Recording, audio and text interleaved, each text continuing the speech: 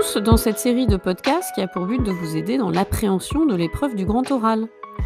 Ensemble, nous abordons aujourd'hui, dans ce 10e épisode, un point essentiel: gérer mon oral, faire en sorte qu'il se passe au mieux, c'est mémoriser, on va le voir, au mieux mon texte.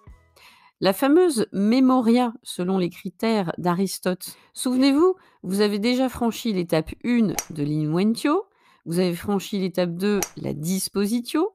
À présent, quelles vont être mes techniques, justement, pour retenir tout cela?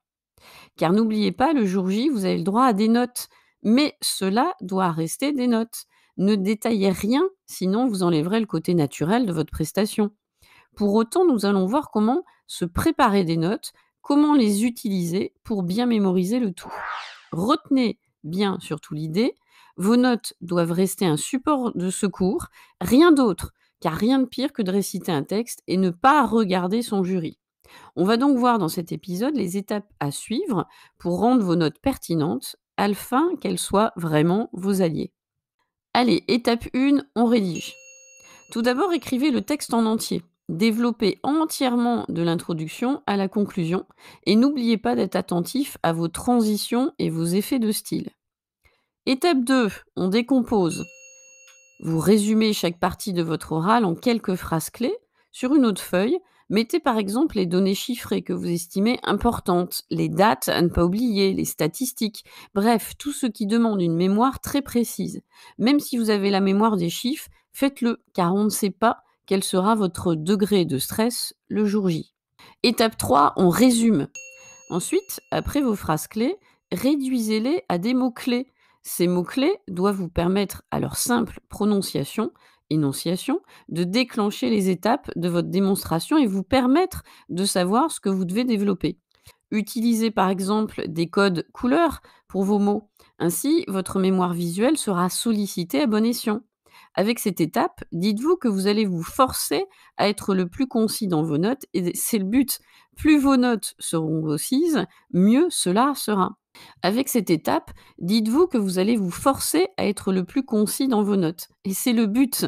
Plus vos notes seront concises, mieux cela sera. Et cela vous évitera l'effet récitation qui plonge tout de suite votre auditoire dans l'inattention. Étape 4, on organise. Enfin, n'oubliez pas de numéroter vos pages. N'écrivez pas, n'écrivez jamais sur le recto et le verso d'une feuille que l'on vous donnera en guise de brouillon. Cela évite de se perdre en cours de route, de retourner sans cesse ces pages sans savoir vraiment où on en est. Moins il y aura de manipulation, mieux cela sera le jour J. Et comme l'on verra dans un épisode ultérieur, cela vous permettra de vous focaliser sur le non-verbal qui sera une donnée essentielle de votre réussite future. Une astuce pour ceux qui n'apprécient pas de passer par la démarche de la rédaction. Pensez à utiliser les cartes mentales. Alors c'est quoi une carte mentale? C'est une représentation de vos idées, de vos informations, sous la forme d'une arborescence. Elle doit refléter visuellement le fonctionnement de votre réflexion. Soit vous la faites en mode version papier en format paysage, avec des post-it en plaçant le sujet au centre et en utilisant différentes couleurs en fonction des branches de la carte mentale. Soit vous pouvez le faire en version numérique. Vous trouverez d'ailleurs de nombreux logiciels gratuits pour vous aider à construire cette fameuse arborescence. En tous les cas, elle peut constituer un outil susceptible de vous aider dans la préparation de votre grand oral, notamment pour structurer votre prise de parole. Enfin, dernière petite astuce, lorsque vous pensez que vous êtes bien rodé dans votre présentation, essayez la technique du pitch de l'ascenseur. Alors, d'où vient ce terme? Vous allez voir que lorsqu'on va en dégager son sens, vous allez tout de suite voir ce que vous pouvez faire pour vous entraîner. Un pitch, pour faire court, c'est le cas de le dire, c'est une présentation d'un projet ou d'une idée destinée à convaincre un interlocuteur et tout cela de façon assez synthétique. Il tient son nom complet, elevator pitch, de son format. Il doit être en effet assez condensé pour être débité le temps d'un trajet en ascenseur avec la personne que vous cherchez à convaincre.